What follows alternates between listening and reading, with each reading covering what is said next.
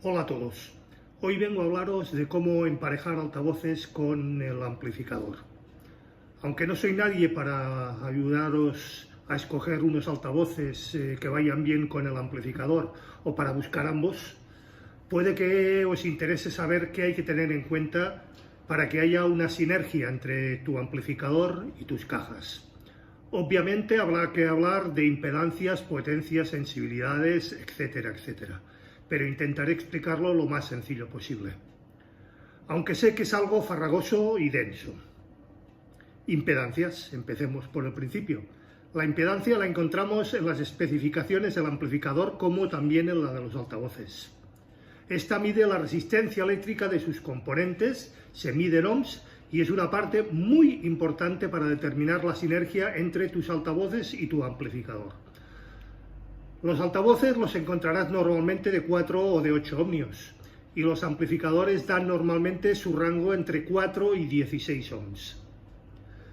Si la impedancia de tus altavoces entra dentro del rango del amplificador, todo va bien. Ten en cuenta, de todas formas, que las especificaciones de los amplificadores indiquen la potencia de salida según la impedancia. Por ejemplo, un amplificador puede dar 80 vatios por canal a 4 o a 8 ohms, pero dar picos de 80 vatios a 8 ohms y 150 a 4 ohms. Eso hay que tenerlo muy en cuenta. Normalmente se pueden conectar altavoces de mayor impedancia a un amplificador, pero nunca al revés. Por ejemplo, no conectes nunca unos altavoces de 4 ohms a un amplificador de 8. Podrías dañarlo irremediablemente. De todas formas, lo más habitual actualmente es encontrar amplificadores y altavoces con un rango amplio de impedancias, con lo que te acabo de contar no suele tener una importancia primordial ni hay que mirárselo demasiado fino. Si alguno de tus componentes es más bien antiguo, es posible que sí tengas que mirártelo con mucho mayor detenimiento y cuidado. Potencias. Es común pensar que cuanto más potencia, más volumen. Craso error. Los vatios se refieren más a lo que un altavoz puede soportar y a cuánta potencia es capaz de entregar un amplificador.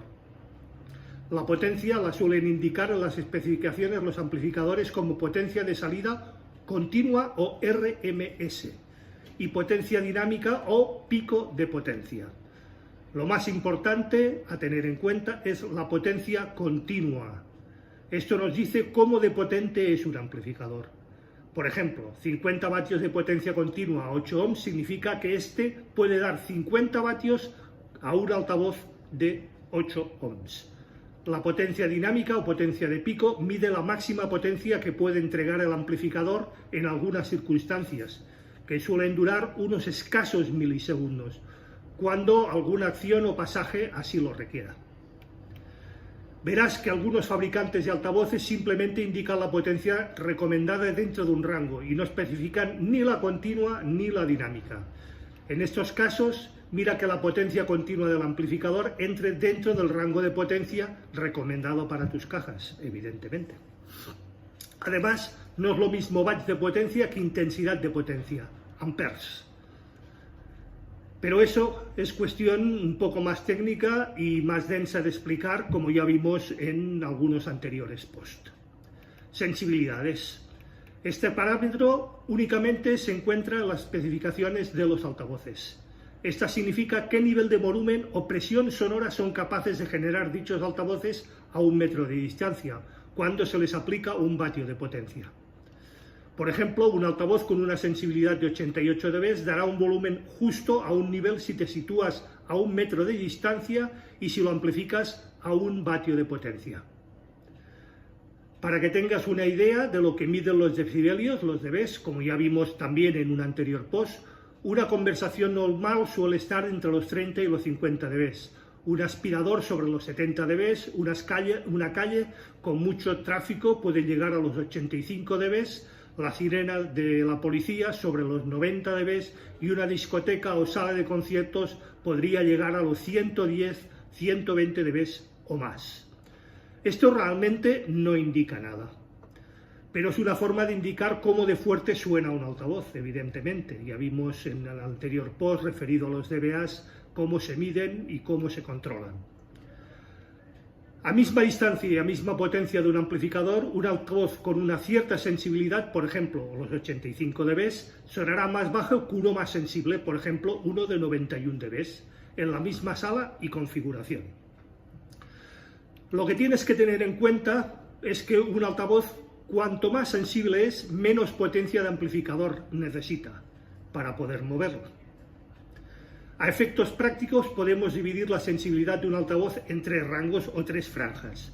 Poca sensibilidad, aproximadamente unos 85 dB, una sensibilidad más o menos normal, la mayoría de altavoces se suelen mover en este rango, sobre los 85-90 dB, y un altavoz muy sensible con más de 90 dB, 91, 95, 98 dB suelen tener los altavoces con una alta sensibilidad. Cuando tengas un altavoz poco sensible, la potencia del amplificador debería de acercarse al máximo de potencia recomendada por el fabricante para este altavoz. Si pones un amplificador cuya potencia no pase mucho del mínimo recomendado, tendrás que tener siempre el amplificador a un volumen más alto, evidentemente, para que suene igual que otro con sensibilidad más alta. Por el contrario, si tienes un altavoz muy sensible, puedes conectarlo al amplificador cuya potencia se acerque al mínimo recomendado para él. No pasa nada si pones más amplificación, siempre que esté dentro del rango recomendado, pero tendrás que trabajar siempre con el amplificador a un volumen más bajo y no podrás soportar tanta presión acústica si te pasas con el mando. Otra cosa que tal vez te interese saber sobre la sensibilidad es la siguiente: se tiene que triplicar la potencia de amplificación para incrementar el nivel sonoro o SPL de un altavoz al doble. Es decir, si tienes 30 vatios, tienes una sensación 1. Necesitarás 100 vatios o algo más para lograr una sensibilidad 2 y 300 vatios para una sensibilidad 3. Por ejemplo, un altavoz con 88 dB de sensibilidad, 1 vatio, puede dar esos dBs a 1 metro de distancia. Pues bien, 2 vatios nos darán 91 dB y 4 vatios 94 dB. Además, el volumen cae más o menos 6 dB cada vez que doblas la distancia de escucha, como ya vimos también en anterior post. Otro ejemplo: encontrar un conjunto de altavoz con amplificador que vayan bien juntos. Por ejemplo, imagina que quieres emparejar unos Bowers & Wilkins modelo 707 S2 con un amplificador Rotel A12. Miramos las especificaciones, las Bowers & Wilkins entre 4 y 8 ohmios, vamos bien, sensibilidad 84 dB, muy apropiado, y potencia recomendada entre 30 y 100 vatios continuos a 8 ohms. Nos vamos al Rotel, entrega una impedancia de 4 ohms y una potencia por canal de 60 a 8 ohms. La impedancia mínima de 4 ohms. Miremos las impedancias. Los altavoces trabajan entre 4 y 8, correcto. El amplificador necesita unos altavoces mínimo de 4, todo correcto, todo ok. Clasificamos las cajas por su sensibilidad. 84 dB son, entre normalitas y un poco bajas de sensibilidad. Miraremos la potencia que recomienda para mover los altavoces Bowers & Wilkins y nos dice entre 30 y 100 vatios. Como las cajas son poco sensibles, necesitaremos un amplificador que se encargue o que acerque al máximo de potencia recomendada, es decir, a los 100 vatios. El Rotel nos da 60. 60 está algo menos de la mitad del rango de entre 30 y 100. No sería el amplificador más recomendado o más apropiado. Necesitaríamos, por ejemplo, los 80-100 vatios continuos que nos daría el Rotel A14. Entonces, ¿cómo saber cuál es la pareja ideal de un amplificador y altavoces? No existe una sinergia perfecta entre un amplificador y unos altavoces. Sí que es cierto que con los años y a base de escuchar uno puede emparejar equipos, pero no más allá. Si estás buscando un amplificador para tus cajas o unos altavoces para tu amplificador o ambas cosas, no te preocupes en demasiado. Lo importante es que todo lo escojas en base a buenos productos y que encajen sus impedancias y sus potencias tal y como acabo de explicar. Si es así, el equipo sonará bien. también tiene en cuenta las ya mencionadas anteriormente curvas de Fletcher-Munson, que tienen muchísimo que ver con las presiones acústicas de escucha. Otra cosa es que te guste más un sonido que otro, o un amplificador que otro, o una estética que otra, pero esto siempre será subjetivo y es cuestión más que personal.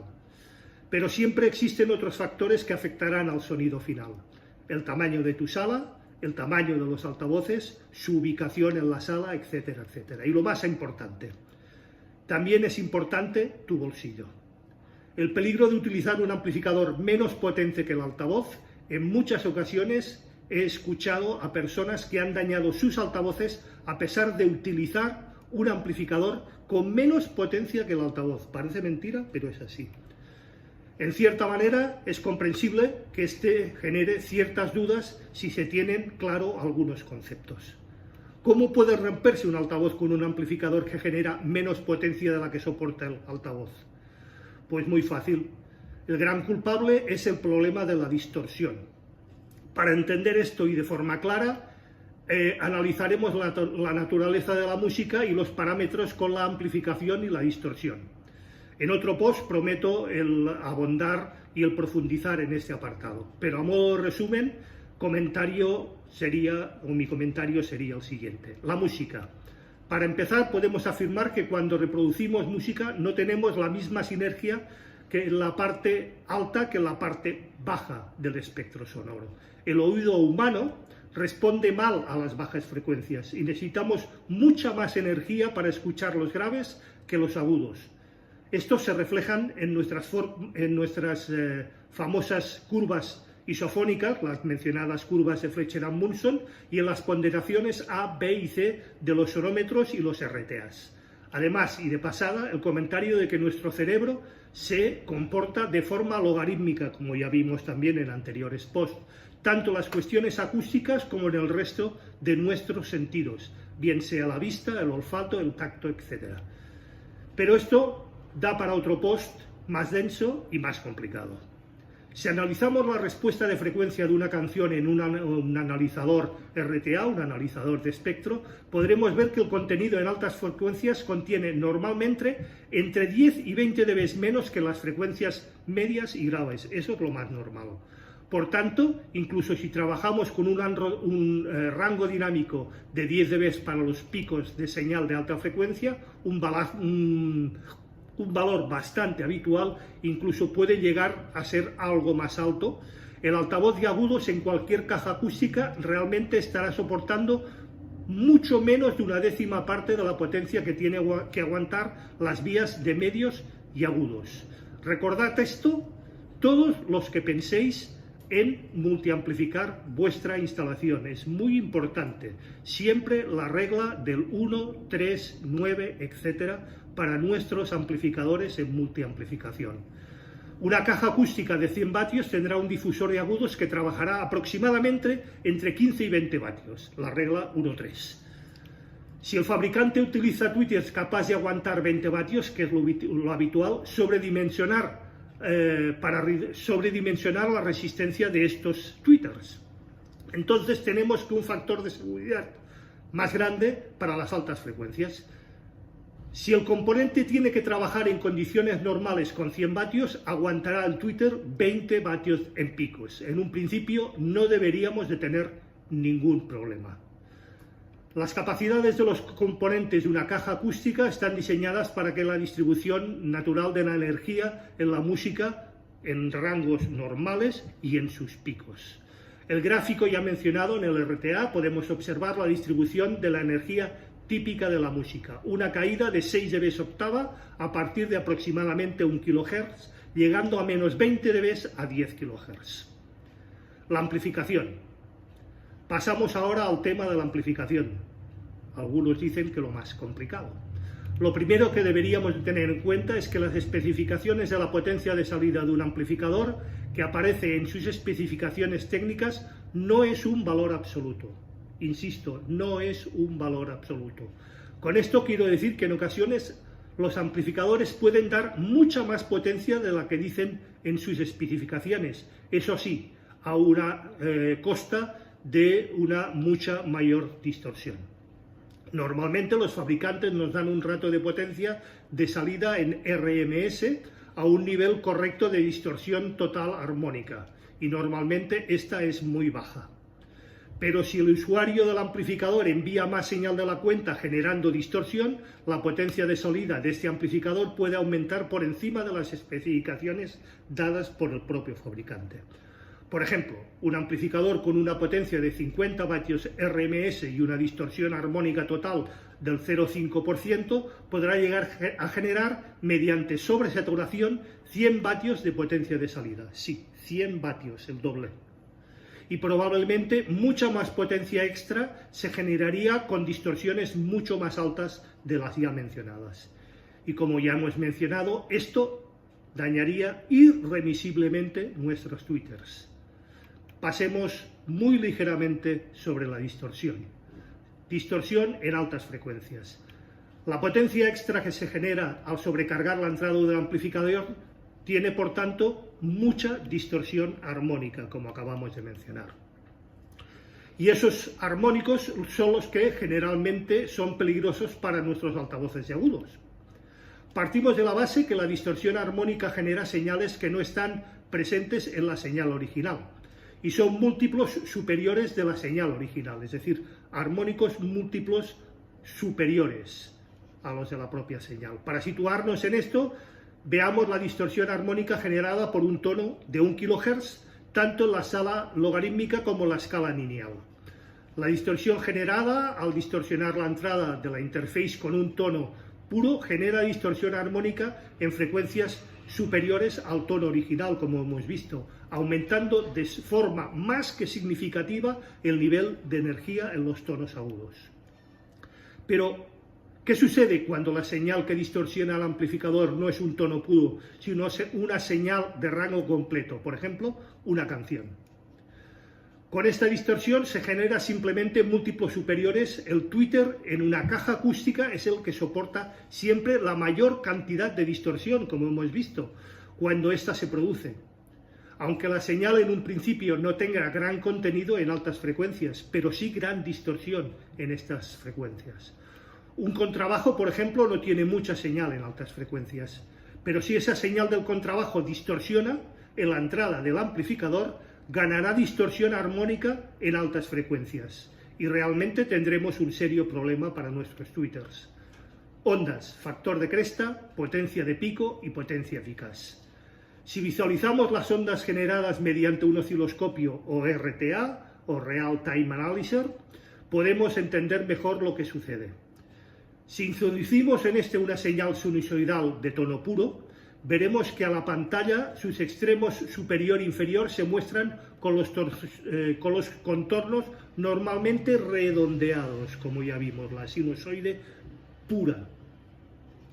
Cuando un amplificador se satura, los controles de onda o los contornos de la onda, que deberían ser redondos, empiezan a ser cuadrados, empiezan a dejar de ser redondos o incluso en muchas ocasiones en dientes de sierra, lo que en cuanto se aproxima a la potencia RMS, en cuanto sobrepasamos esa potencia RMS, esas ondas cuadrados o esos picos se incrementan. Eso genera distorsión armónica de una manera brutal y es lo que puede dañar irremediablemente nuestros tweeters, llevándolos a la muerte súbita en muy poco espacio de tiempo.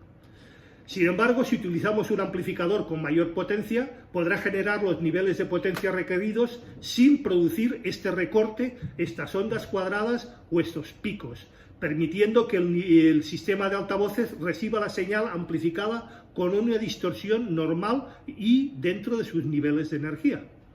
En estas condiciones, aunque aumente la potencia, el daño del altavoz de agudos es incomparable.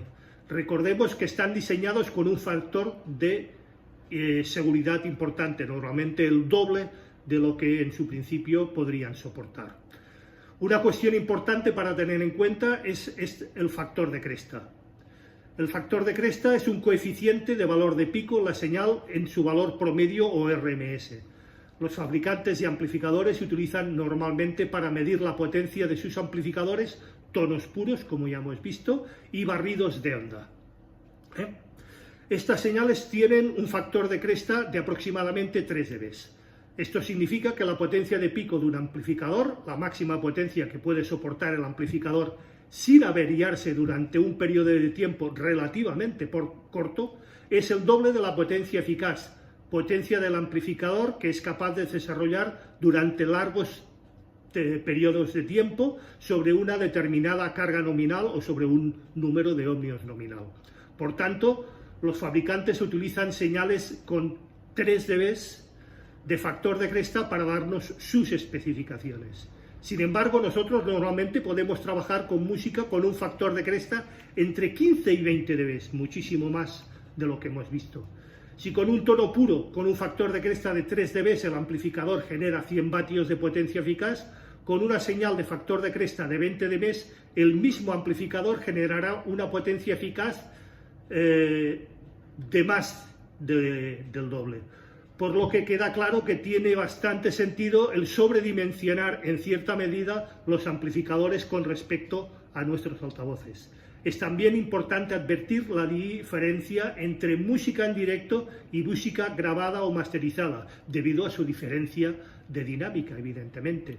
La música comercial de hoy en día ha llegado a límites de compresión absurdos. Su factor de cresta puede llegar a estar en algunos casos extremos cerca de los 3 dB dentro de la onda sinusoidal. La guerra de los dBs, que espero poder contar también dentro de muy poco, en un futuro post, explica perfectamente este hecho. Consejos de protección para nuestros equipos. Llegados a este punto, podemos concluir con algunos consejos para proteger nuestros sistemas y dimensionarlos de forma correcta y de forma lo más lineal posible. Evitar a toda costa la distorsión. Es sin duda lo más peligroso para nuestros altavoces, sobre todo los agudos. No hay nada como mantener una buena estructura de ganancia y tener nuestros niveles siempre bajo control. Por algo le llevan los medidores boom emitters o LED muchísimos amplificadores previos y etapas de potencia. Sobredimensionar con mesura siempre nuestros amplificadores. Si vamos a trabajar con señales con mucha dinámica y por tanto con factor de cresta más o menos grande, es conveniente que los amplificadores generen más potencia de la que puedan admitir nuestros altavoces o cajas, en una proporción óptima, aunque podríamos debatir siempre largamente sobre este hecho. Podría ser, por ejemplo, un amplificador entre un 50 y un 75 más de potencia eficaz que nuestros altavoces. Utilizar siempre la limitación. Es interesante el tratar de proteger nuestros sistemas para evitar problemas y evitar forzar nuestros altavoces. Para hacer un ajuste adecuado de la limitación, os recomiendo la utilización de DSPs, ecualizadores u autoecualizadores computerizados tipo DBX, Behringer o parecidos. Con estas herramientas es muy fácil ajustar los parámetros adecuados para nuestros altavoces. Evitar las conexiones y desconexiones con el amplificador encendido. Esto puede generar señales de pico momentarias muy rápidas que pueden dañar irremisiblemente nuestros altavoces. Y esto ha sido todo por hoy. Espero no haber sido denso ni haberme extendido en demasía. Si os ha parecido interesante y os ha gustado el post, os agradecería, como siempre, que le deis al like, que compartáis el post. Si lo creéis oportuno, dejad algún comentario al respecto en las cajas de comentarios. Recordad suscribiros si no lo estáis ya al canal, darle a la campanita gris para que YouTube os avise de nuevos o novedades en el post. Y como siempre quedo a vuestra disposición para lo que queráis oportuno y como siempre prometo responder debidamente. Muchísimas gracias y nos vemos el próximo viernes en hasta las 8 estrenamos. Hasta entonces, un fuerte abrazo y buena semana.